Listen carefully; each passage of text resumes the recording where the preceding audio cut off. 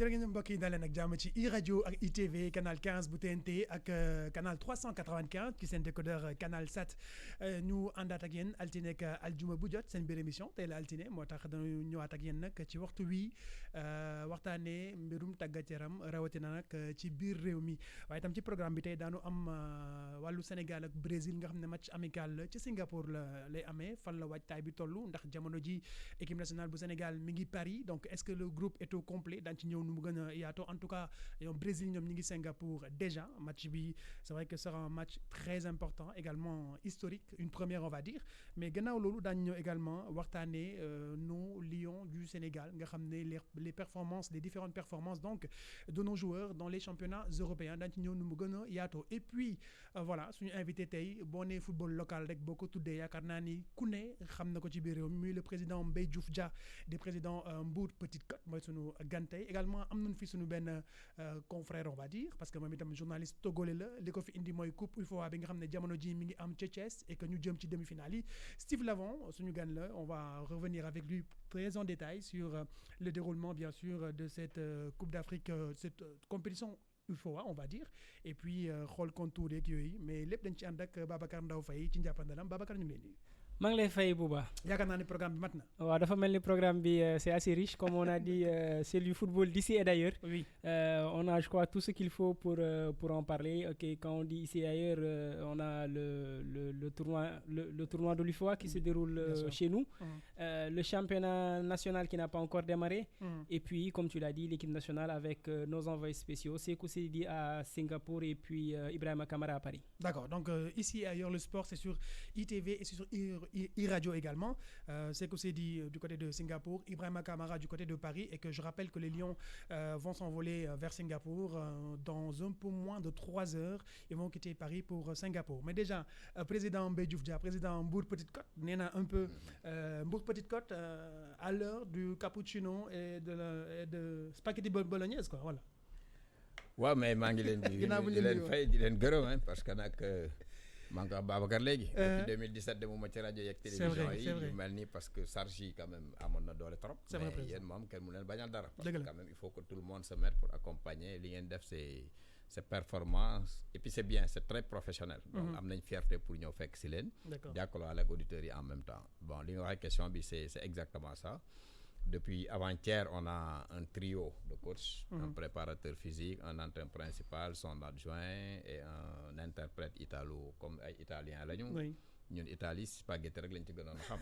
donc maintenant on va être obligé comme ils l'ont dit petite côte à la sauce bolognaise quoi. Voilà, exactement. Donc attention, ça arrive, c'est bien. D'accord, ça arrive. Mais je crois que c'est assez rare de voir un club sénégalais prendre les services d'un entraîneur étranger pour je crois que la dernière fois c'était peut-être c'est vrai il y a eu Génération Foot un peu avec Olivier Perrin, il y a eu l'AS Douanes avec Georges Tripp.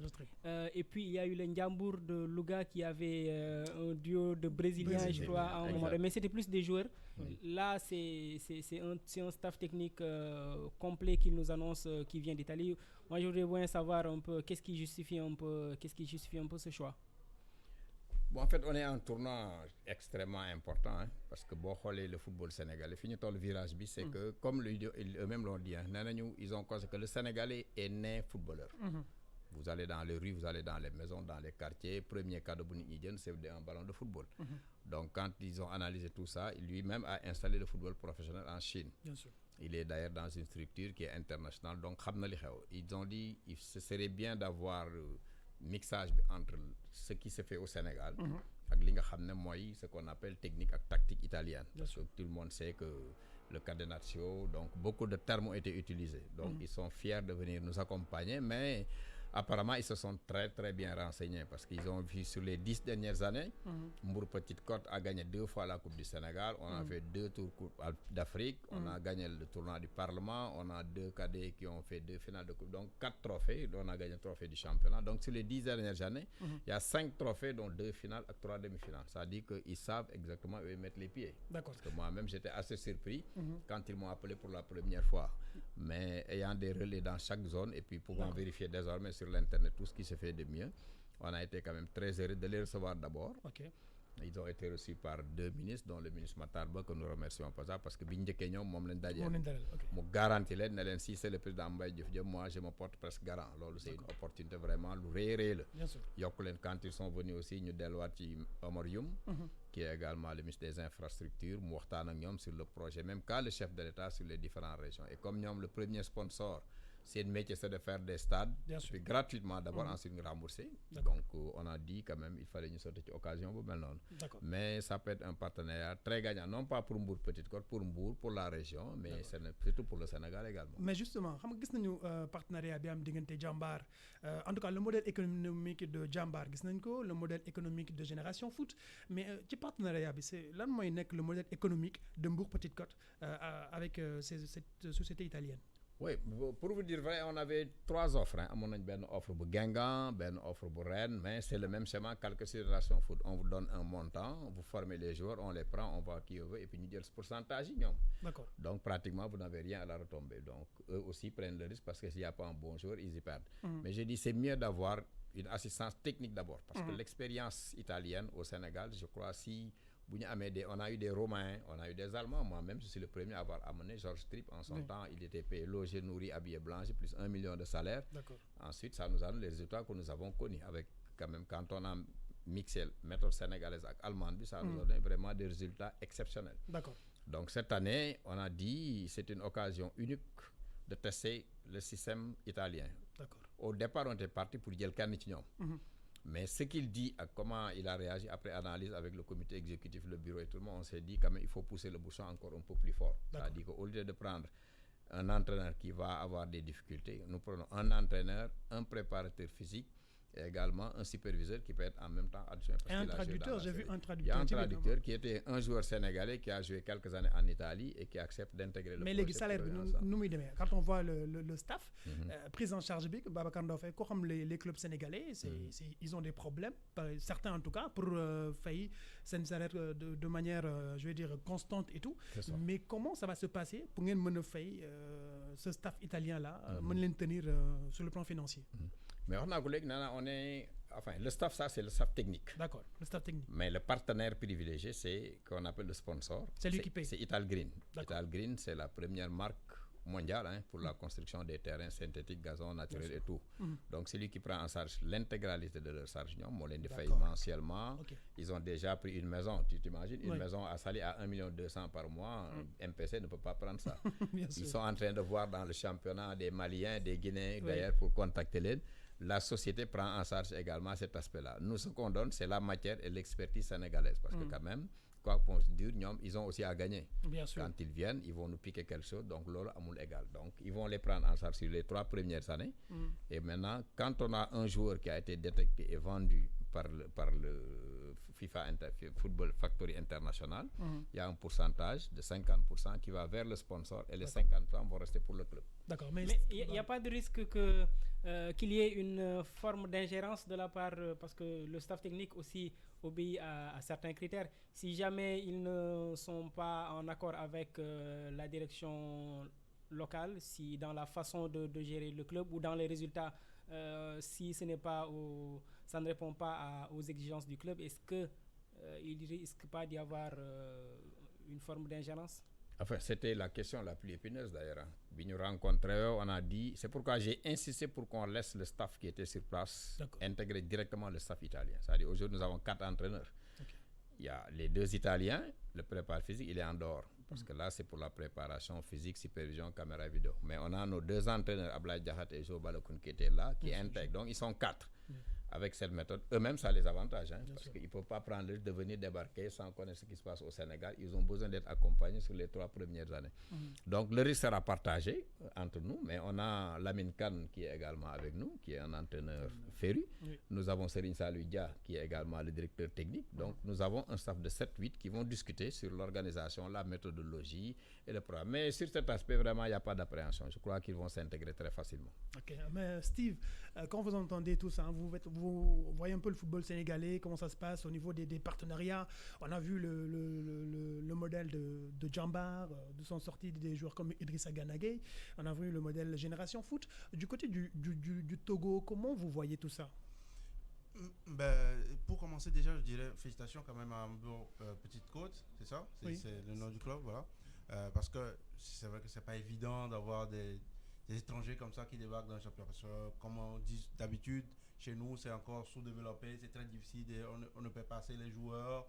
On ne trouve pas les finances pour pouvoir faire grandir le club. Maintenant, s'il y a une structure comme ça qui vient pouvoir vous aider déjà à grandir aussi bien économiquement, sportivement, je crois que c'est une bonne chose.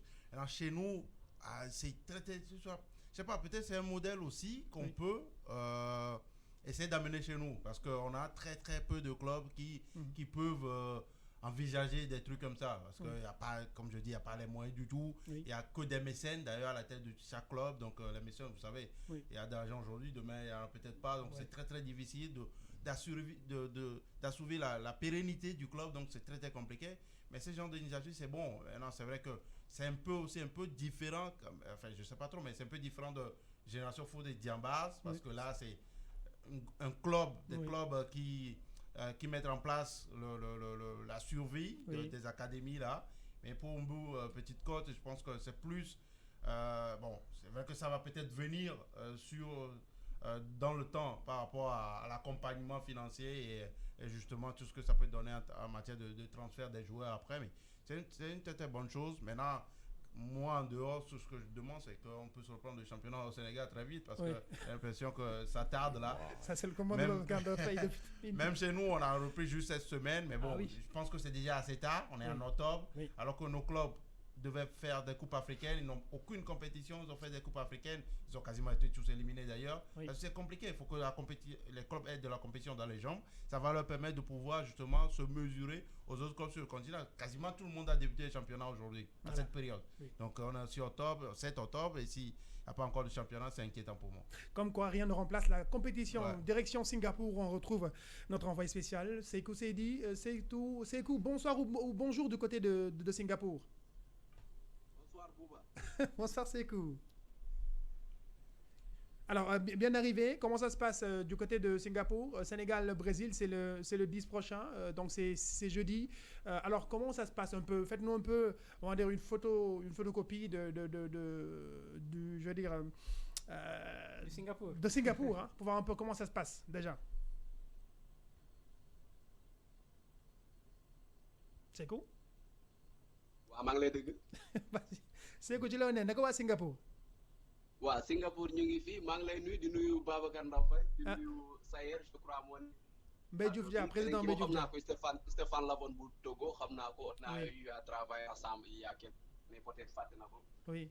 bon Singapour ngi fii parce que bon ñoom suñu décalage dafa xaw a bëri ñoom ñu ngi 0:41 minutes donc fu mu ne nii équipe nationale bu Sénégal dina ñëw suba 15h fii 15h Singapour mooy nga xam te ne moom la ñu directeur technique national xamal nañ ko parce que ñun ñoo bokk vol donc bu ñu wàccee aéroport jot naa ko jege xamal na ma ni équipe bi dina fi ñëw bu 15h jotee 15h Singapour bu jotee donc ñoom ñu ngi logé Switch Place. bi nekk juste à côté parce que man fi ma logé mi ngi jàkkaarloo ak stade bi nga xam te ne fa la ñuy amal jongante bi. mooy stadium international bu Singapour. stade la boo xam te ne 55,000 places la am.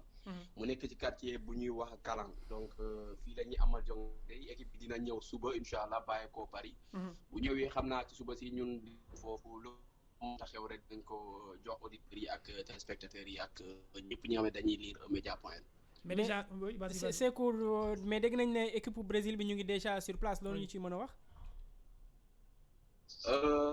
jege naa staff kiiwu Sénégal ñoom amuñu ci info même li nga xam te ne mooy entraînement équipe ba am équipe nationale Sénégal bu ñëwee dina entraîner demain ñoom amuñ ci info yi doy ñu ne faaw côté ñoom naka man ak ñoom a ci yem information yi joxe woon joxe woon ko muy départ yi ak regroupement bi info yooyu la ñu yor tey donc nag dañoo guddee parce que yegg 22h fii donc dañoo guddee pour nga jóge aéroport bi ñëw rek fii dafa xaw a compliqué pour nga repérer ak guddi dëkk. da nga nekk wàcc bees foofu quoi. dafa xaw a compliqué waaw ci mënta am daal dinañ jéem a xool li ci am. waaw ba ñu ramasse mais boo xëyee rek nga jubali en attendant équipe Sénégal di ñëw boo xëyee rek nga jubali si ñoom Neymar nga wax ñu ñoom nu ñu waajalee match bi incha allah.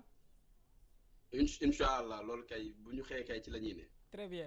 jërëjëf Sékou Seydi ñu ngi lay gërëm bu baax. à demain. jërëjëf voilà moo ñu nekkal ci Singapour match Sénégal Brésil bi jeudi le 10 octobre donc ci Singapour mais président bi nga déggee Sénégal Brésil déjà fu ñaari équipe yi tollu ak fi Brésil tollu ak fi Sénégal tollu sur le plan continental yow bi nga déggee match bi lan moo njëkk a ñëw sa xel. bon wax naa ko benn xarit ku yaa xam ne entraîneur d'ailleurs l'Italien m'en a parlé l'autre jour. Il s'est posé la question pourquoi période bi ñuy jouer ak Brésil parce que. Ah oui? Oui. Parce que xam nga ñoom dañu am planning c'est-à-dire nous allons vers une Coupe d'Afrique des éliminatoires avec des équipes. Bien sûr. Bon si on bat le Brésil lui il pense qu'on va dañu pousser des ailes quoi donc les petits ça va être difficile donc ñoom la préparation quand tu joues une compétition on se prépare en fonction de la compétition mais il y a des matchs yoo xam ne c'est des matchs plutôt parce que nous on est à peu près je vais vous le dire sur le plateau on est après un groupe de 5 ou 6 depuis le comité de normalisation et comme président Diagne nous avions systématiquement refusé de jouer la France parce que demande nañu 1000 fois. Pourquoi? Parce que période boobu ñu toll woon ba gagné France en 2002 am na période boo xam ne boo mesurer sa équipe boo fa demee mu gagné waat li nga liggéeyoon da ko yàq ci bëri c'est-à-dire chaque compétition day am moment bu ñuy eggee bon je sais pas qu'est-ce qu'il y a comme incidence financière considérant mais moi j'aurais pas accepté de jouer le Brésil en période bi ñu toll nii. La preuve. Mais est-ce que du ay match de prestige yoo xam ne on peut difficilement s'en passer. Oui mais ça fait partie quand même de l'histoire. Non ça fait 2 ans ça fait 2 ans Babacar depuis 3 ans on est numéro 1 en Afrique. Brésil mosul nangoo jouer ak Sénégal ci période yooyu pourquoi au moment mais ñoom ci seen communiqué fédération brésilienne dañu ne carrément que l'équipe du Sénégal est dans le top 20 mondial également numéro 1 en Afrique et oui. c'est bien ils ont eu l'aval du staff technique brésilien pour affronter le Sénégal et le Nigeria donc doyul loolu oui non doyul ça ñoom baax na ci ñoom c'est vrai que on a rencontré les premiers le Brésil buy jouer aujourd'hui dafa rencontrer les premiers des différents continents mais nous on est premiers depuis 3 ans. Oui. Aujourd'hui on est pratiquement l'équipe à 45% du milieu. Mais les supporters sénégalais dañ doon kaas ne ñun on n'avait jamais des affiches si. Oui période boobu c'est-à-dire quand si ce match bi ñu ko tegoon bu ñuy waaj a dem coupe du monde bi. Tout le monde aurait applaudi. Mais aujourd'hui on va vers une compétition contre ay Burkina ay des pas de petites équipes. Mais un style de jeu totalement différent. C'est-à-dire une préparation doit servir à quelque chose. C'est-à-dire su may préparer wu.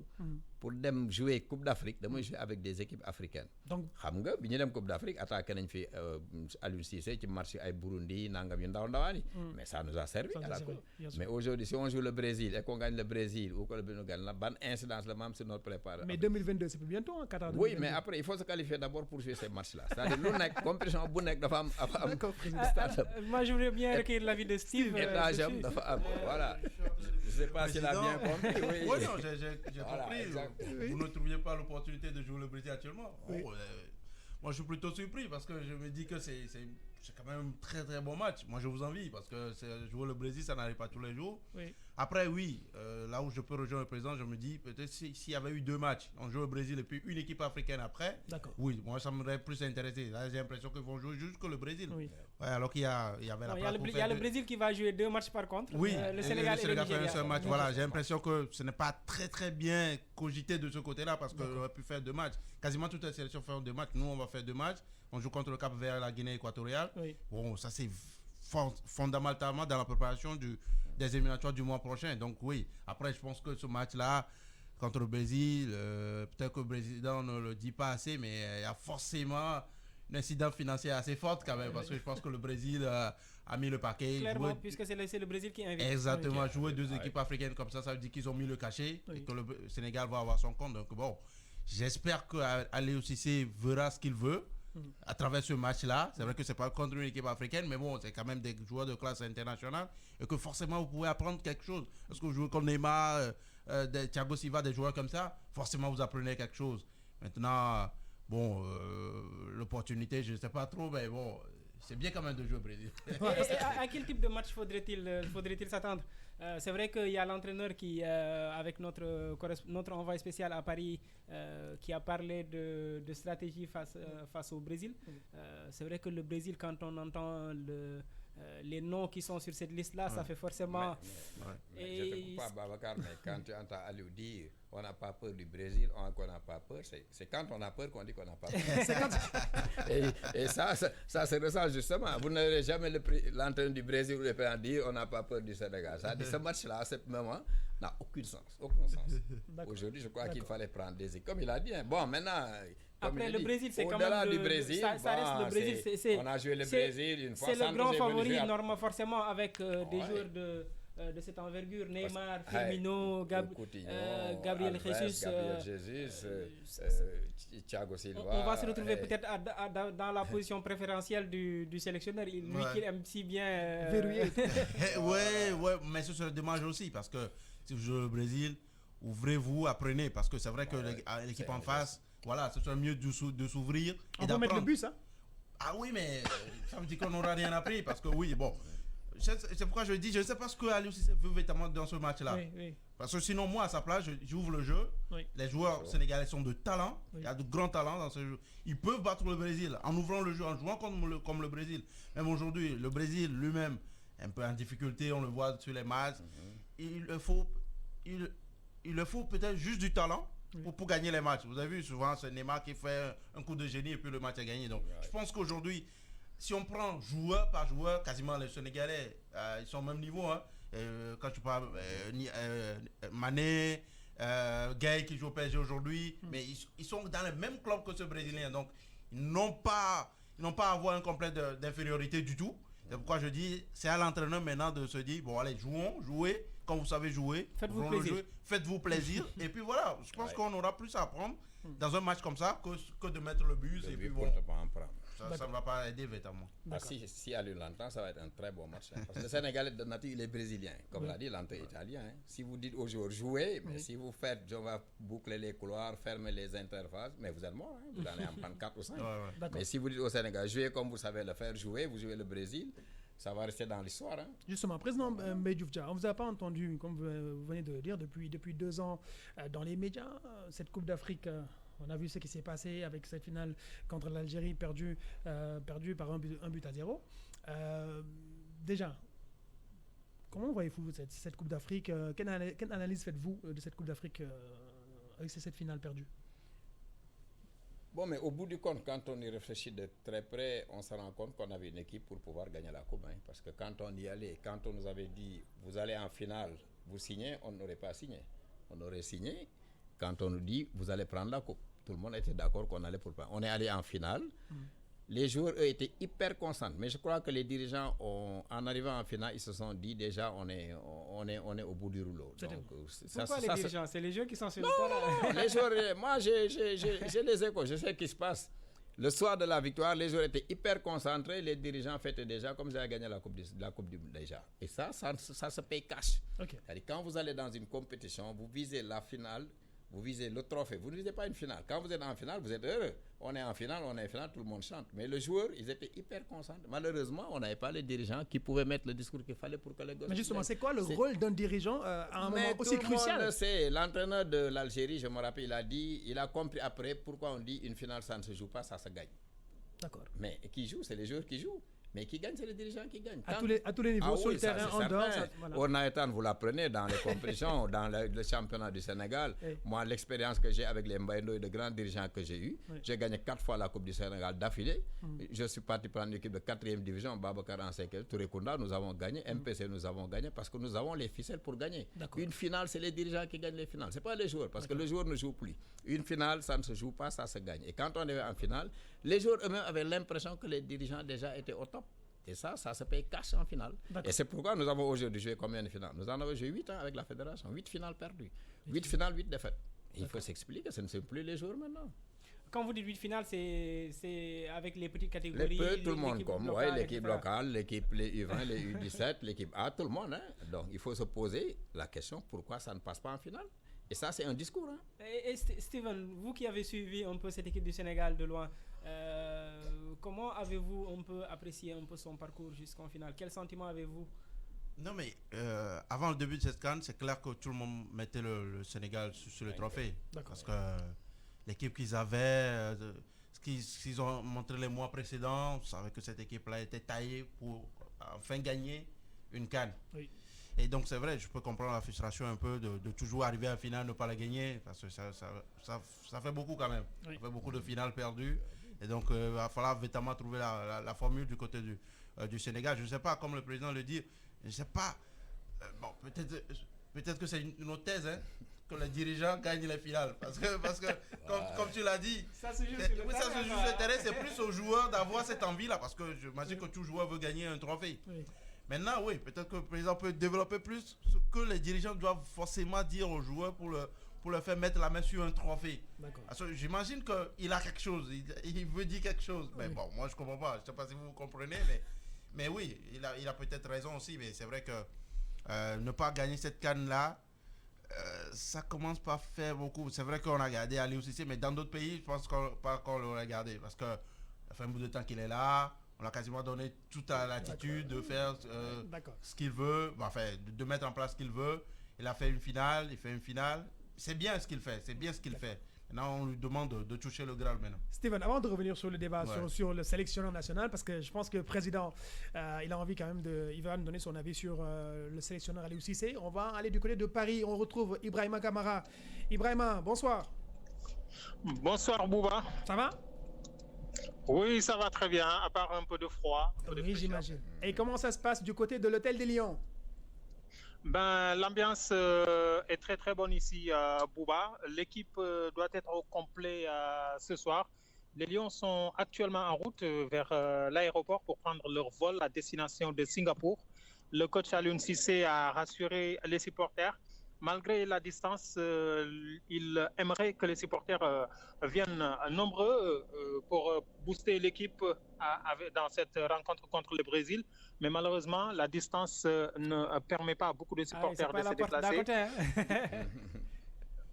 Et des billets d'avion qui coûtent excessivement cher vu la distance, car Singapour est à 13 heures de vol de Paris. Et donc, les Lions sont pour le moment au complet et ils s'acheminent vers l'aéroport pour prendre leur vol qui doit décoller d'un instant à l'autre pour Singapour. Alors, Ibrahima? Allô? Oui, Bouba, oui, je vous entends. Ibrahima, c'est Babacar Daoufay. Je disais, vous dites que les Lions sont au complet. Ça veut dire que le gardien de but, Edouard Mendy, va finalement faire le voyage? Oui, Edouard est de la partie. Il est dans le groupe, donc... il est là, il s'est entraîné aujourd'hui avec les Lions. Il n'y a que Mbaye Niang qu'on a aperçu dans le hall de l'hôtel, mais on nous fait savoir que Mbaye Niang est forfait pour ce match. Mais pour le reste du groupe, les garçons sont là. Ils sont actuellement prêts pour le match contre le Brésil, Babacar. Mbaye Niang, il a quoi concrètement? Pas d'infos? On nous a pas expliqué dans les détails. En tout cas, il est venu à l'hôtel rencontrer ses camarades, le coach et le staff technique. Ils ont un peu échangé. Nous n'en savons pas plus. Nous n'avons pas eu plus d'informations, plus de détails sur le forfait de Mbaye Niang. Nous avons essayé d'en savoir un peu plus auprès de Lamine Diatta, mais rien n'a filtré dans le cas de Mbaye Niang. Voilà. Merci beaucoup Ibrahima Kamara du côté de Paris. Alors, on se retrouve très bientôt pour la suite, n'est-ce pas? Merci à vous, merci Bouba. Merci beaucoup. C'était Ibrahima Kamara depuis Paris, donc président. Mbaye Niang forfait, on vient de l'entendre. Edouard Mendy qui était apparemment blessé. Également, je pense qu'il va être forfait, même s'il fait le voyage, il ne va pas jouer puisqu'il avait une élongation. Contre la Lazio. Il n'a pas joué le week-end, c'est Salin qui l'a remplacé. Déjà, je rappelle que notre invité ce soir, c'est le président Mbaye Diouf Dia, président de Mbour Petite Côte, et notre confrère Steve Lavon, journaliste togolais qui est venu pour le tournoi de l'UFOA. Mais déjà, le débat sur le sélectionneur de l'équipe nationale, Aliou Cissé, a été agité juste après cette Coupe d'Afrique. Fallait-il vraiment le garder? Président. Bon, c'est une question assez embarrassante. Je crois que moi, en tant que président de fédération, je ne l'aurais pas gardé. Pourquoi? Je l'aurais gardé d'abord s'il fallait qu'il soit renforcé par des experts, parce qu'à l'une, tout seul ne peut rien faire. Il a à côté de lui qui? Steve Bogart. Régis Bogart, oui. Bogart, moi j'étais avec lui aux Jeux Olympiques pendant 3 ans, pendant 2 ans. Il est préparateur mental, ce n'est pas un entraîneur. D'accord. Son adjoint, il n'a pas d'adjoint. À l'une, travaille tout seul. Et ce n'est pas possible. Quand vous avez une équipe de cette trempe-là, il faut quand même un entraîneur de très Mais lui dit qu'il fait des résultats avec ce staff-là. Il dit j'ai eu une finale de Coupe d'Afrique, je me suis qualifié pour la Coupe du Monde. Avec ce staff-là, si je sens le besoin de renforcer mon staff technique, je le ferai. Aliou Cissé. Oui, mais en sport, moi, je dis toujours qu'en sport, il n'y a que les résultats qui comptent. Les résultats, je dis, j'ai pas joué 4 finales, 5 finales. Le Camerounais ou même le Togolais. Mais qu'est-ce que vous avez gagné au Sénégal? Vous avez gagné quoi? Avec 12 ans, 8 ans, vous avez gagné quoi?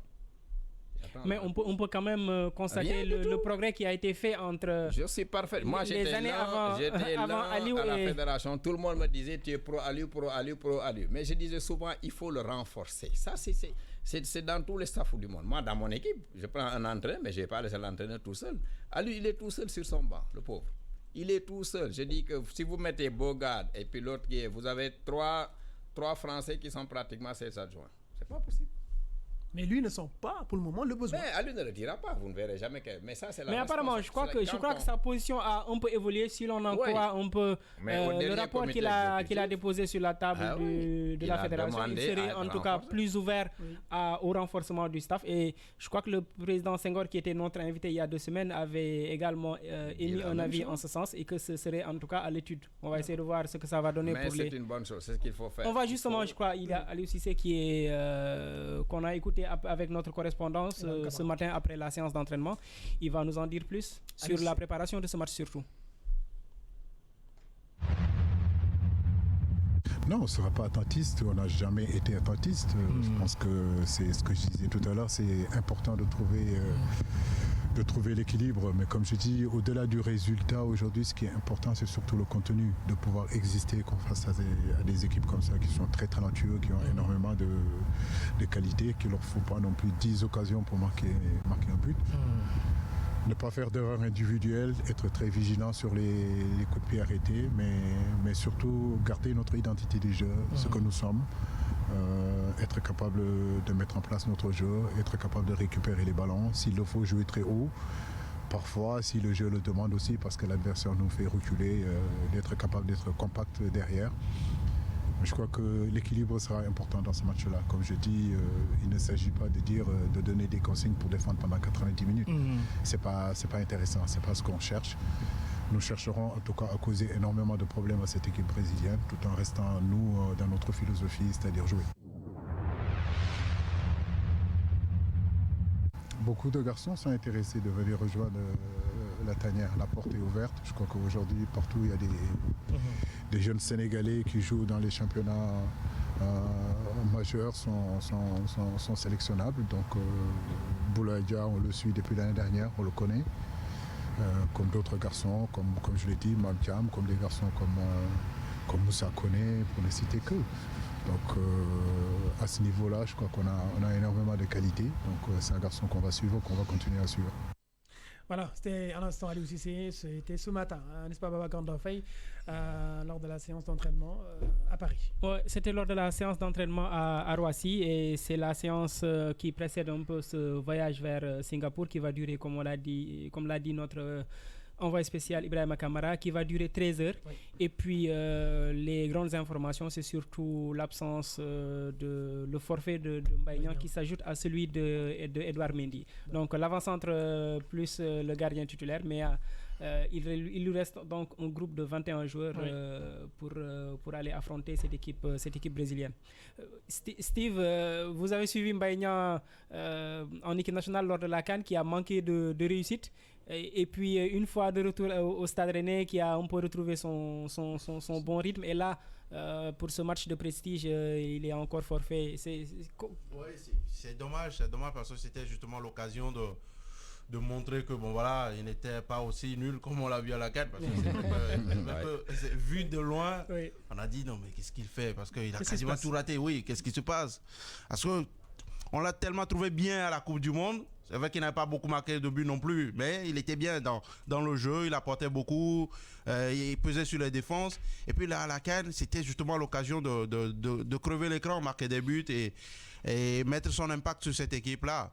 Bon, après, oui, c'est dommage, surtout, je pense que pour lui-même, ça doit le faire chier de ne pas pouvoir faire match contre le Brésil. Mais bon, ça donne aussi une possibilité à Lio de pouvoir mettre en place un autre dispositif avec d'autres joueurs également qui ne jouent pas peut-être pas assez avec lui. Donc c'est toujours bien. Bon, on ne souhaite jamais la blessure de quelqu'un, mais c'est toujours bien lorsque vous êtes à la place d'un entraîneur, lorsqu'il y a un qui n'est pas là, vous dites ça tombe bien, je vais pouvoir essayer quelqu'un d'autre pour voir ce que lui peut donner dans notre dispositif. Donc c'est pas une si mauvaise chose. D'accord. Mais Président Medjoufja, je pense qu'on a déjà avec, quand je pense à des joueurs comme Gana Gueye, je pense automatiquement à vous. On en a discuté tout à l'heure hors micro. Vous avez toujours cru à la petite catégorie, vous êtes toujours battu pour qu'on puisse participer à des compétitions sur le plan continental ou même hors continent. Aujourd'hui, vous êtes satisfait et est-ce que le travail que vous avez démarré avec bien d'autres se poursuit? Oui, parfaitement. Ça, il faut au moins reconnaître que la fédération, sur cet aspect, a fait du très bon travail. Oui. Je crois que Idrissa était capitaine de l'équipe cadette. Oui. Mbaye, je l'ai sélectionné en équipe U20, il avait 16 ans. Oui. 16 ans, administrativement, on a fait une faute administrative, ce qui a valu qu'il n'était pas sélectionné pour les Jeux Olympiques de 2012 déjà. Oui. Ça veut dire que nous avions, quand on démarre avec le comité de normalisation, avec le président Diagne Ndiaye, personne n'y croyait, pratiquement. Il y avait très peu de dirigeants. Ils avaient même fini par... Vous disiez même, président Medjoufja, arrêtez avec ça. Arrêtez, ça n'a pas marché. Ils ont même renvoyé Abdoulaye Tal de Cambérène, qui était comme moi maire de petite catégorie. Ils ont remplacé vice-président en charge de la petite catégorie. Ils l'ont supprimé d'ailleurs. Oui. Et ensuite, quand on est arrivé, il a fallu se bagarrer fermement avec l'appui du président Lamorde, du président Diagna. Oui. Certains ne croyaient même pas parce qu'ils disaient qu'en Afrique, avec l'âge, la fraude, on ne s'en sortirait jamais. Je dis, mais il faut essayer. Oui. Parce que tant qu'on n'a pas essayé, on ne peut pas donner des exemples. Aujourd'hui, l'histoire nous a donné raison. Sur ceux qui étaient là en 2008, éliminés, qui se sont qualifiés en 2012, Pamdia Soare, Ghana, Moussa Konaté, Sadio, Modou Kara, tout le monde. Hein. Oui. Il fallait simplement y greffer de grands noms pour pouvoir aller. Et ce qui a fait qu'aux Jeux Olympiques, on a presque ébloui tout le monde. Hein. Ce qui s'est passé, c'est qu'on a arrêté très très peu les demi-finales et cette génération est arrivée à terme. Maintenant, il faut continuer le processus. Malheureusement, vous voyez qu'on donne des primes de 500 000, 1 million match nul, 1 million 100. Les gosses qui ont fait 2 Coupes d'Afrique, finale 2 Coupes d'Afrique. Oui. Aujourd'hui, ils attendent les primes de 500 000 francs à ce jour. C'est-à-dire les U20? Les U20. Ah oui. Moi, j'étais avec eux pour la première fois. Je ne suis jamais allé en Coupe d'Afrique avec l'équipe A parce que je n'y croyais pas. Parce qu'il fallait que cette génération arrive à maturation. Quand cette génération a initié d'autres, cette génération est arrivée avec Joseph Koto, 2 finales Coupe d'Afrique, 1 demi-finale de Coupe du Monde. Aujourd'hui, il court derrière 500 000 francs. Et pas de prime? Pas de prime. À ce jour, je vous parle. 500 000. Ah oui, mais si on continue comme ça, les gosses n'ont plus d'ambition. Ils ont des familles. Moi, j'y reçois tellement d'appels de tout le monde. Mais malheureusement, vous venez de la Coupe d'Afrique, de la Coupe du Monde, il y a suffisamment d'argent. Avant de donner même à la presse sportive 50 millions, aux supporters 30 millions, mais pensez à payer ces jeunes-là. Ils ont fait 2 finales de Coupe d'Afrique, ils sont allés à une demi-finale de Coupe du Monde. Personne n'a fait une demi-finale de Coupe du Monde. Aujourd'hui, ils attendent les primes. Et l'argent est là. Personne ne réagit parce que c'est la petite catégorie. Les dirigeants ne sont pas primés. Ils sont primés quand ils sont avec l'équipe A. Mais quand ils sont avec l'équipe des petits gars, personne n'est primé. Donc ça n'intéresse personne. Et si on continue comme ça, on va recommencer notre art d'avant indépendance. Hein. Malheureusement. C'est très dommage. Mais en tout cas, c'est pas pour le défendre, mais le président de la fédération qui était notre invité, je le rappelle, il y a 2 semaines, on l'avait interpellé sur cette question de paiement des primes. Il nous avait assuré en tout cas que sur la base des enveloppes qui ont été reçus par la fédération dernièrement, qu'il y aurait un geste qui serait fait. C'était la régularisation en tout cas de la situation des petites catégories. On va suivre pour voir s'il y a eu évolution ou non entre sa présence ici l'autre jour et aujourd'hui. On va essayer de voir ce qu'il en est réellement. Non, mais le problème, c'est on a l'impression que là on commande, alors que ce sont des bases. Les joueurs, ils ont joué, ils ont été à des niveaux assez élevés, mais récompensez-les. Il n'y a pas, enfin, s'il n'y a pas d'argent, on comprendrait. Là, peut-être tout le monde voit qu'il y a de l'argent quand même. Le Sénégal a fait finale de Cannes, il y a de l'argent qui rentre, il y a les matchs amicaux que vous faites. Participation à la Coupe du Monde, il y a moins. Exactement, il y a beaucoup d'argent qui rentre de la FIFA. Non, mais là, s'il n'y avait pas d'argent, on comprendrait, mais là, il y a de l'argent, et donc il faut donner. Moi, surtout pour des U20, c'est important de récompenser. Moi, au Togo, j'ai toujours combattu qu'on récompense financièrement la U17, parce que je me dis, ils ne sont pas encore majeurs, du tout, on peut peut-être... Ouais, ça aussi, c'est un élément qui est assez intéressant à voir. Est-ce que pour un joueur qui est âgé de moins de 18 ans, comment se passe la procédure? Moi, je dis, on ne donne pas de l'argent. Ou bien soit on les récompense en... comment on dit ça? C'est souvent le Mali qui fait ça bien. Oui. Lorsque la U17 gagne un truc comme ça, ils rentrent, on leur donne soit des terrains ou bien même des villas déjà construits. Comme ça, là, vous avez déjà un avenir. Maintenant, à partir des U20, oui, ok, U20, parce qu'il y a des 18 ans, 19 ans, 20 ans même, ils sont déjà majeurs, ils savent ce qu'ils peuvent faire avec de l'argent. Ils peuvent en être conscients. Donc, je pense que c'est important de récompenser. Mais déjà, président, un joueur mineur, je pense que le tuteur légal peut toucher la prime. Oui, mais si c'est les U17, mais malheureusement, aujourd'hui, c'est des U20, c'est des majeurs. Hein. Bien sûr, ils sont l'âge majeur au Sénégal, c'est 18 ans. Eux, ils ont 20 ans. Ils ont joué une finale de Coupe d'Afrique à Dakar. On a dit s'ils étaient à Dakar. Ils sont partis faire la même chose en Zambie. On a joué une finale en Zambie. Pendant qu'on jouait en Zambie, les gens avaient 30 millions par jour, prime de victoire. 30 millions? 30 millions. Ils ont promis aux gosses 1 million, prime de victoire. Donc demi-finale, quart de finale, finale, tout compris, ça fait moins de 5 millions. Malheureusement, ils sont partis à la Coupe du Monde. Ils sont arrivés en demi-finale d'une Coupe du Monde, ce que le Sénégal n'a jamais fait. Aujourd'hui, c'est ces mêmes personnes qui rendent les primes. Et pourtant, alors que l'argent est là. On voit d'autres jeunes joueurs qui émergent. Je pense à John Lopi, à Crépin Diatta. C'est les jeunes qui continuent de se battre chaque année, chaque 2 ans. Oui, parce que tout ce qui reste, ils ont l'ambition de pouvoir décrocher un contrat professionnel, de voyager, d'aider leur famille. Mais leur famille commence par ce qu'ils ont fait d'exploit dans leur pays. Bien sûr. On a joué une demi-finale à Dakar, on a une finale. On a joué une finale en Zambie, 2 finales consécutives, une demi-finale de Coupe du Monde. Ce que même l'équipe A n'a pas fait. Oui. Et ces gosses-là aspirent à l'équipe nationale. Si vous n'avez pas de respect, ou c'est même pas de respect, de considération pour la petite catégorie, ça ne marche pas. Les U17, on peut dire, le tuteur légal peut passer comme ils le font d'ailleurs. Oui. Quand il y a des compensations. C'est comme, mais prenez les entraîneurs. Oui. Les entraîneurs nationaux, il y a qu'à l'université qui est payé. Aucun entraîneur n'est payé au Sénégal, aucun. Tout le reste, ils ont des piges. Vous allez en regroupement, on vous donne 250 000, aucun. C'est par prestation. C'est par prestation. Par prestation. Vous avez un entraîneur qui pendant 2 ans ne joue pas, qui est entraîneur national, qui attend 2 ans pour avoir une pige d'une semaine. C'est-à-dire, c'est la méthode. Non, ça pose un problème. C'est l'organisation générale qu'il faut revoir. Je suis d'accord qu'ils ne peuvent pas payer tout le monde, mais quand les gens font des exploits, 2 finales de Coupe d'Afrique, U20, enchaîner sur une demi-finale de Coupe du Monde et courir derrière des primes qui ne fait pas, parce que quand c'est l'équipe A, les primes sont déjà à l'hôtel. Dès qu'ils gagnent, tout le monde est payé. Mais pourquoi tout le monde est payé? Parce que les dirigeants qui les accompagnent ont les mêmes primes que les joueurs, les mêmes qualifications. Moi, si je suis tout seul avec l'équipe, la petite catégorie, demandez qui va à la petite catégorie, ce soit Sambotob ou Kermadior ou Mohamed Sam ou quelqu'un d'autre. Mais aucun vice-président n'a jamais presque accompagné l'équipe de petite catégorie. Personne, aucune. D'accord. Alors, la seule personne à qui, je sais, Ablaye Sow, tiens, parce que nous avons fait le Liban ensemble, il s'est battu, mais quand on est tout seul devant une fédération, quand même, c'est assez compliqué. Hein?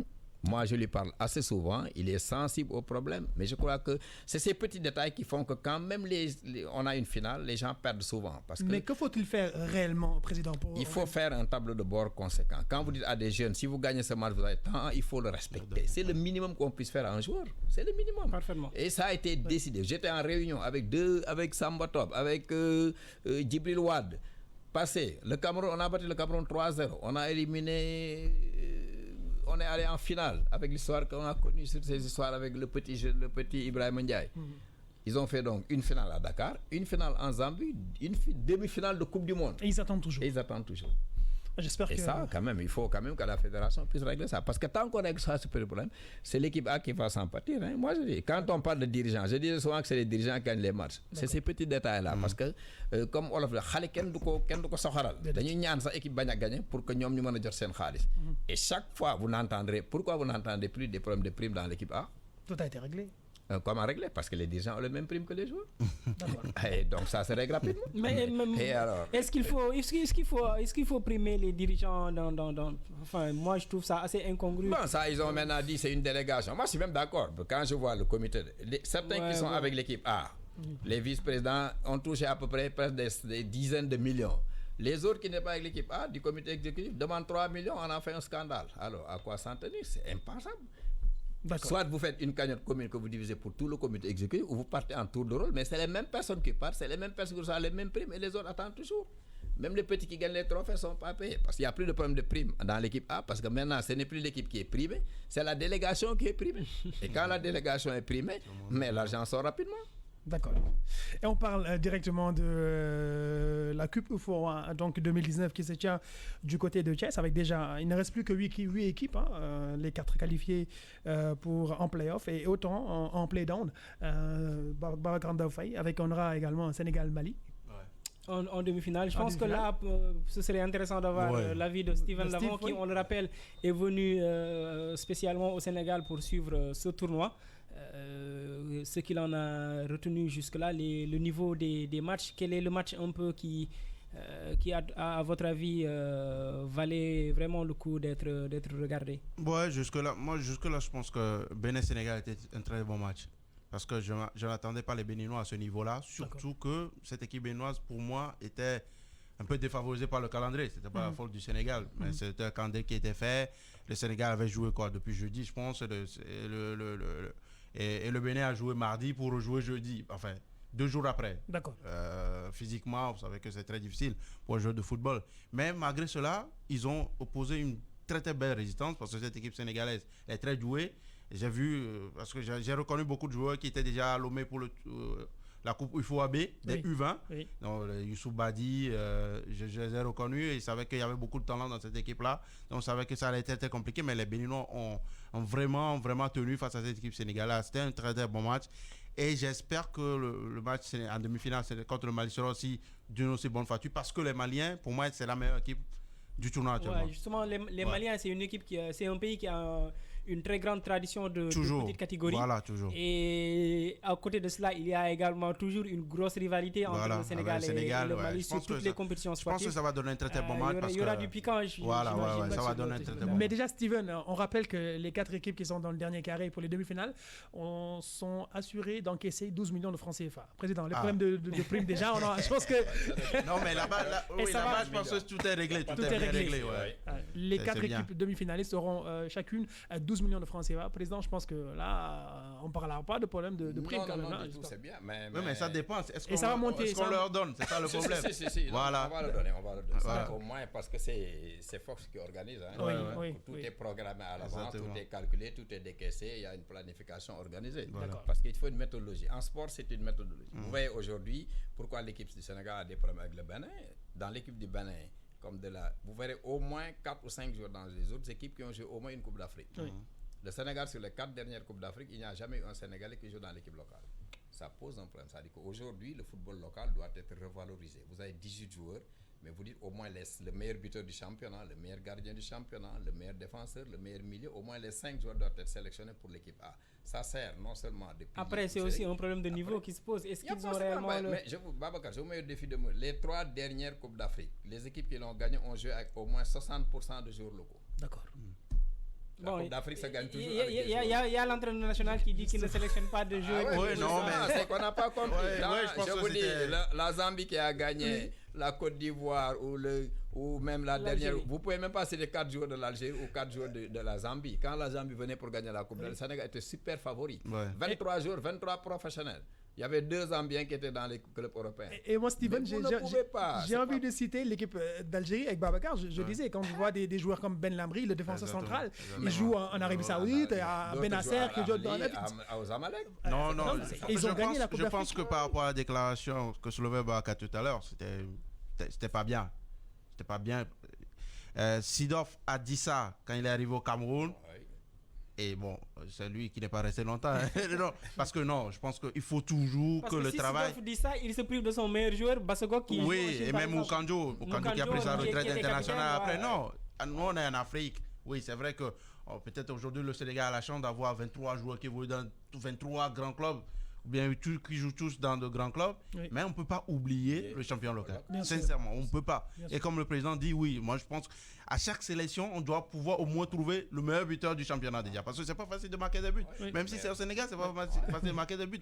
Et je pense que si la gestion technique aussi travaille, c'est-à-dire qu'on peut trouver le meilleur gardien, un meilleur défenseur, un meilleur milieu de terrain. On a de très bons gardiens dans le Et donc, je pense que dans chaque sélection, pour les dates FIFA ou bien pour une compétition du Sénégal, on doit pouvoir trouver au moins 4 joueurs issus du cru local. Oui. C'est pas normal qu'on sorte toujours 23 et justement, joueurs. dans ce tournoi UFOA, il y a un joueur qui tape de plus en plus l'œil des observateurs.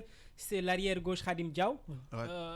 C'est bizarre pour une sélection A qui a un souci d'arrière gauche au point de faire jouer un arrière droit à gauche. Exactement. Un arrière droit qui est actuellement d'ailleurs blessé. Je pense que malheureusement, après, c'est difficile de plaider pour sa cause puisque le championnat national n'est pas. Voilà, ça aussi, c'est un autre gros problème. Out depuis le mois de mai. Exactement. Ils ne vont pas jouer régulièrement s'ils ne jouent pas avec l'équipe nationale jusqu'au mois de novembre, peut-être au mois de décembre. Ça va faire 6 mois sans non, je suis c'est là où les coachs, souvent, ils brandissent ça. Ils disent on n'a pas de compétition chez nous. Vous voulez que je prenne un joueur qui est à la maison? Et ça, nous-mêmes, on a ce problème, comme vous l'avez parlé tout à l'heure, d'un latéral. On manque de latéral gauche en équipe nationale du Togo. On dit il y a un joueur dans le championnat. Il manque de latéral gauche dans oui, quasiment. Non, c'est un poste qui est un peu compliqué actuellement. Je ne sais pas si vous faites attention, mais même sur le continent, je trouve qu'on ne retrouve plus les latéraux gauche comme avant. Donc c'est très compliqué. Chez nous, on a ce problème-là. C'est pourquoi on a fait jouer souvent les centraux là-bas, on a fait jouer les latéraux droits à gauche, mais ça ne donnait pas. Alors on disait au coach, il y a un joueur là qui joue dans un club ici. Il dit ça fait 3 mois que le championnat n'a pas démarré. Vous voulez que je prenne? Non, mais non. Mais il faut aider. Ça aussi, c'est un ensemble en fait. Voilà, ça encourage aussi les joueurs déjà. Ça encourage aussi les clubs qui travaillent avec ces joueurs-là. Je te dis, le travail qu'on fait, c'est vu déjà au niveau de l'équipe nationale A. Parce que tout le monde, comme le président l'a dit, aujourd'hui, quasiment tout le monde, à la fédération, tout le monde ne regarde que l'équipe A. Il faut dire la vérité. Même au Togo, c'est comme ça. C'est l'équipe A que tout le monde regarde. Parce que, comme on l'a dit, il y a quand même une compétition comme ça, tout le monde y va. Et tout le monde touche la prime que les joueurs aussi touchent. Donc, forcément, ça les intéresse. Mais déjà, Steven, avant de revenir au président, toujours restons dans ce tournant UFOA, mais déjà, le niveau, comment jugez-vous le niveau de ce tournoi-là? Non, sincèrement, je vais peut-être vous étonner, mais pour moi, le niveau, c'est pas. Non, c'est pas du tout. Non, c'est pas du tout ça, sincèrement. J'ai trouvé qu'il y avait plus de rythme, plus d'intensité. Il y a 2 ans au Ghana, j'étais à Cape Coast, j'ai vu toute la compétition aussi, que ici. Je ne sais pas. Bon, je ne sais pas trop si c'est la chaleur parce qu'il fait chaud quand même à Thiès. Je viens de là, il fait super chaud. Je ne sais pas si c'est ça, mais sincèrement, le niveau, il est assez faible. J'imagine que j'espère qu'on pourra avoir un technicien qui est sur la compétition, qui suit la compétition pour nous dire véritablement. Moi, c'est mon ressenti. D'accord. Je m'endors souvent devant quelques matchs, plusieurs d'ailleurs, depuis le début, je m'endors souvent, je suis en tribune, mais je ne vois rien, il n'y a pas d'étincelle. Vous avez vu d'ailleurs, si vous voyez les stats, il n'y a pas de but. Il n'y a que quelques équipes comme le Mali, peut-être comme le Sénégal, qui ont réussi à marquer 3 buts sur un match. Il y a que je vois aussi entre-temps, mais dans l'ensemble, c'est faible. J'ai vu la Sierra Leone la dernière fois, non. Oui, je le comprends aussi, n'ont pas le championnat depuis 1 an quasiment, donc c'est compliqué. Donc tout ça là, et c'est bien qu'on ait ce genre de compétition parce que ça va aider nos pays, justement, nos championnats. Après, ce que je voulais soulever pour finir, c'est ce sera difficile aussi d'avoir des équipes locales compétitives si, après chaque championnat ou bien après chaque saison, les meilleurs joueurs des clubs partent. Je ne sais pas si vous avez ce problème-là au Sénégal, mais chez nous, c'est-à-dire qu'il y a un club, si c'est moi, c'est-à-dire le joueur qui sort la tête de l'eau à la fin de la saison, il va se chercher ailleurs. C'est le problème de tous les championnats. Partout. C'est compliqué, c'est compliqué. C'est compliqué parce que même ici c'est pareil. Voilà. Les Idrissa Gana Gueye, les Sadio Mané, une fois qu'ils font de grosses prestations, la preuve même les Ismaël Sarr, ils font une grosse saison, ensuite la saison suivante. Après, on ne va pas les empêcher d'aller chercher mieux ailleurs. Après, c'est surtout ça, c'est l'aspect économique qui exactement, c'est ça. Ça veut dire qu'il faut que nos clubs locaux puissent trouver le financement nécessaire pour pouvoir garder les clubs. Parce que si un bon joueur reste au moins dans un club 2-3 saisons, vous allez voir que le niveau même du championnat, du club et du championnat va se lever. Sinon, c'est après chaque saison. Mais justement, on fait les meilleurs joueurs. Vous avez un président de club, président Mbaye Diouf Dia. Alors, comment ça se passe entre les salaires et les charges? Oui, bien sûr. Mais Steve a dit exactement, il a touché là où ça fait mal. Hein. Oui. Imaginez-vous que nous sommes présidents de club au Sénégal, vous mettez minimum c'est 70 millions annuellement. Vous savez, quand vous gagnez le championnat, vous avez 20 millions de francs CFA. Oui. Et on vous dit vous recevez ça dans 2 ans ou 3 ans. Ah non, mais on a le même problème. Vous mettez 60 millions pour gagner le championnat, la Fédé vous donne 20 millions. Sur les 20 millions, on vous dit vous attendez 1 an ou 2 ans pour récupérer. Donc, on est obligé de lâcher les meilleurs joueurs. Parce que si la Fédé avait revalorisé le championnat, le vainqueur 120, 130 millions, tu verrais des joueurs qui toucheraient 800, 900 millions. Mais quand quand il s'agit de l'équipe A, même pour un match de préparation, on a mis 1 milliard, on a mis 900 millions, 90 millions, et que le football national est en rade, ça pose un problème. Et un joueur local va chercher un salaire de 700 000 à Conakry. À Conakry, oui, mais on a perdu tous nos meilleurs joueurs. Moi, j'en ai perdu un homme qui était avec moi, Pape Amadou Touré, qui est parti à Aurillac, 500 et quelques mille. Moi, je lui paye 90 000 francs CFA. Je ne peux pas dire non, je le laisse partir. Il n'y a pas photo. Moustapha Kassé, la même chose. Cette année, j'ai perdu Bernard Tupan, Ibou Kassé, Ibou Sen, Adama Gueye. Je viens de perdre Ousmane Sakho et Mohamed Pouy pour des 4e divisions en France. C'est des salaires de 2 000 euros, 3 000 euros qu'on aurait pu payer et qu'on pouvait retenir pour qu'ils paient. Mais quand même, les joueurs jouent dans le championnat local. Ils n'ont aucune chance d'aller en équipe A. Et on dit que c'est un championnat professionnel. Et on dit que c'est un championnat professionnel, malheureusement. Comment voulez-vous? C'est impossible que ça continue comme ça. Parce que les présidents de club, un jour, il faut arrêter. Je crois, comme l'a dit Mathieu aujourd'hui, la Ligue professionnelle, elle est en faillite sur toute la ligne. D'accord. Parce qu'elle n'est pas sur... La fédération a mis la Ligue en rival. C'est-à-dire qu'aujourd'hui, la fédération croit que la Ligue professionnelle, c'est un rival. Alors que c'est la fédération qui a délégué ses pouvoirs à la Ligue professionnelle pour lui gérer une partie du football qui s'appelle le football professionnel. L'accompagnement doit être constant. Même sur le marché, sur le sponsoring. Comment voulez-vous faire signer l'équipe A du Sénégal? Orange signe et Orange lâche la Ligue professionnelle. C'est impossible. Mais justement, Président, dans un instant, on va aller de l'autre côté pour la performance de nos joueurs à l'étranger. Mais déjà, j'ai une question de Pape Seck depuis Marseille qui me dit c'est impossible que le président Mbaye Diouf Dia travaille dans ces conditions-là. Pourquoi il ne lâche pas?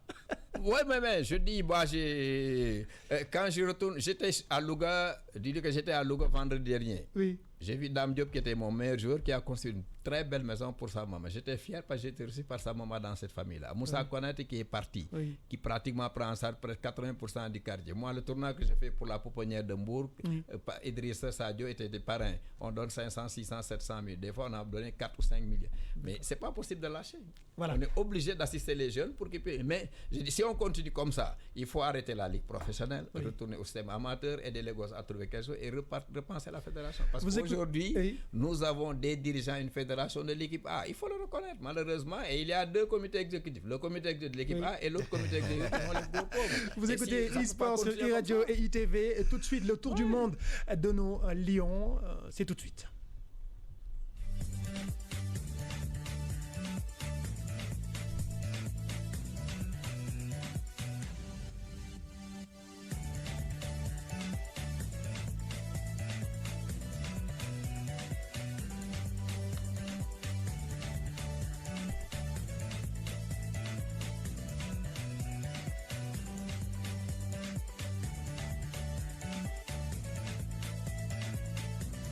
wante boobu ba ñuy tàmbali dañu nërmelu ci seen digganteeg Brest ñaari bal ci dara. Dijon bu Alfred Gomis dafa dóor benn bal. Strasbourg bu Abdallah Ndour. Nîmes ak Lille dañoo témboo ku nekk ñaari bal nga dugal sa morom. Siri Sarr ay simili dong la jongante ren ba fi mu ne nii moom it mi ngi ci ay jafe-jafe. Edouard Mendy mi gaañu bokkul woon ci jongante boobu waaye Mbaye Niang bokkoon na ci. Dañoo nërmelu ci seen digganteeg Reims benn bal ci dara. Monaco bu Keita Diao Baldé moom it dafa nërmelu ci digganteem ak Montpellier ñetti bal ci benn. Jour Lazio ba woon sax dugg na ci ñaareelu pàcc bi. Ca Ligue 2 Saliou Ciss dugal na ñaareelu bitam bu tegaloo ci saison bi ak équipe bi di Nancy ci seen digganteeg Niort ci ndam la ñu am ñaari bal ci benn. Ak Sochaux Abdoulaye Sané dugal na ñetti bit ci ay telu ndam ay bés bi ci championnat bu Angleterre ba fi mu ne nii ñoo féete ci bopp bi. Cheikhou Kouyaté moom da doon jonganteeg équipe am ba woon di West Ham ñoom sax ñoo mujjee am ndam ñaari bal ci benn. Watford ak Ismaïla Sarr ñoom dañoo témboo ak waa Sheffield kenn dugalul sa morom dara. Jour Génération Foot ba woon dugg na ci ñaareelu pàcc bi comme ni mu koy amalee daanaka ba saison bi tàmbalee ba léegi. Ci deuxième division Famara Diédhiou moom moo may ndam équipe am bi di Bristol ci seen digganteeg Reading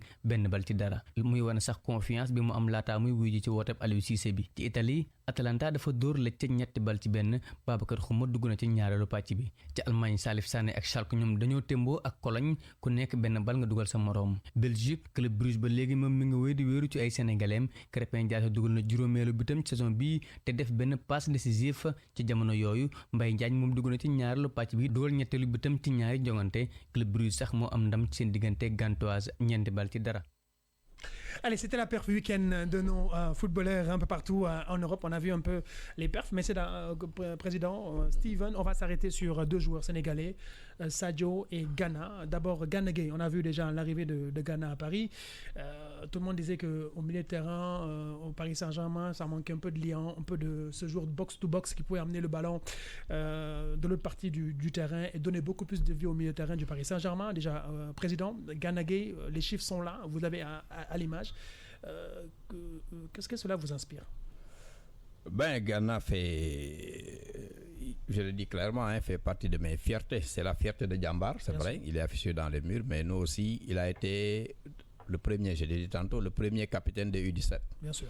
Ensuite, U20, U23. Aux Jeux Olympiques, malheureusement, il s'est blessé juste quand on était à Londres. Il s'est blessé, il n'a pas joué les compétitions. D'ailleurs, ça nous a énormément manqué. Donc, c'est un joueur, je crois que c'est plutôt, chez Ghana, c'est pas, bon, il est né techniquement très fort parce qu'il joue numéro 10, mais c'est sa mentalité qui est exceptionnelle. Je me rappelle, confidence pour confidence, quand Cheikhou prenait le brassard, Alioune l'a appelé pour lui dire, je vais te donner capitaine. Cheikhou Kouyaté. Cheikhou m'a appelé vers 2h pour me dire, mais le coach va me donner le brassard. Mais moi, je crois que le vrai capitaine de cette équipe, c'est Idrissa. J'ai dit, va lui en parler. Quand il a parlé à Idrissa, il m'a appelé pour me dire, mais il est fou.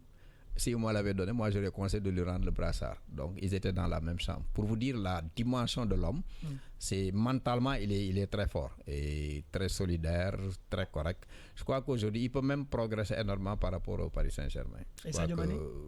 Bon, Sadio, je le connais parfaitement parce que quand il a quitté le village, il est venu en premier au Tour Kunda de Mbour. Malheureusement, le coach l'a renvoyé. Je dis souvent, c'est le seul que on t'a renvoyé. Donc, il faut me laisser en paix. Quoi. Ensuite, il est parti à Génération Foot. Il y a eu une demande d'explication. Demande d'explication à mon coach.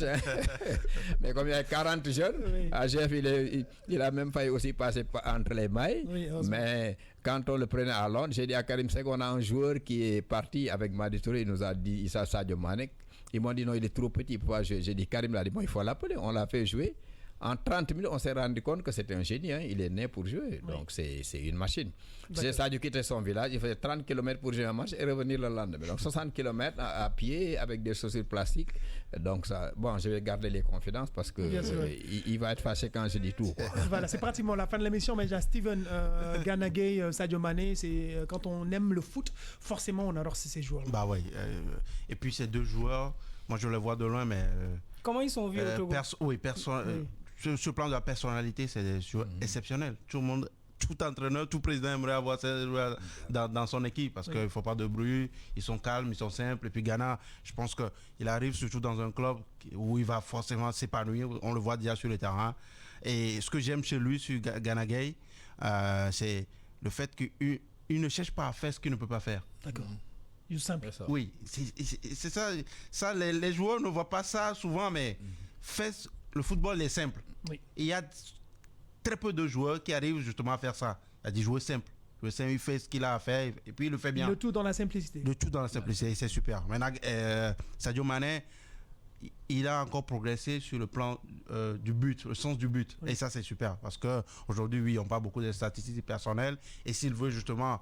On est tous désolés qu'il ne puisse pas avoir gagné le trophée des bêtes la dernière fois ou je ne sais pas comment ça va se passer pour le ballon d'or, mais c'est justement un ballon d'or potentiel et c'est super d'avoir des Africains comme ça, on est fiers. D'accord.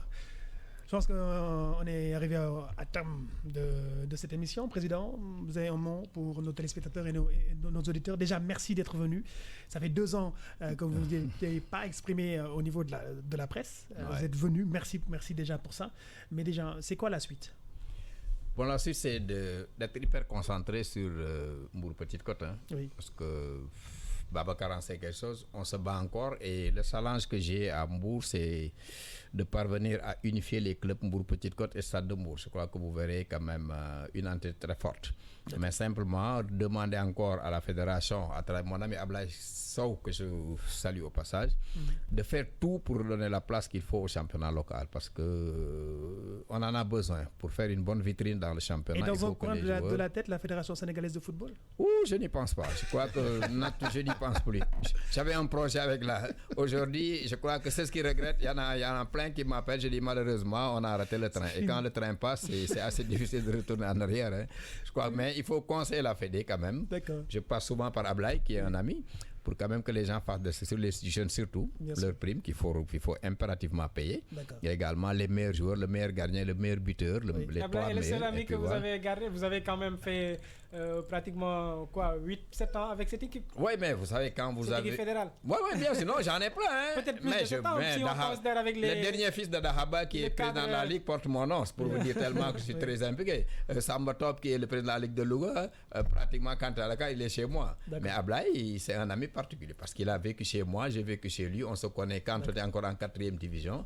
Et il a un esprit ouvert et il dit ce qu'il pense exactement. Et ça, je crois qu'il peut servir énormément à la Ligue amateur pour que quand même le football puisse se développer, surtout au niveau local, parce qu'il faut éviter d'être une fédération de l'équipe A. Merci Président Steven. Oui, ça a été un plaisir, ça a été un régal, parce que je me suis retrouvé avec des connaisseurs de ballon et ça fait du bien de discuter de football comme ça. Et non, j'espère pouvoir revenir très très bientôt parce que je me suis vraiment plu ici à iRadio. Ce sera un plaisir, Steven Lavon.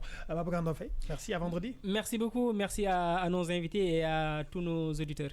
Voilà, merci à vous. C'était votre émission e-sport sur iRadio et ITV. On se retrouve vendredi. Merci, bonsoir. Publicité sur iRadio.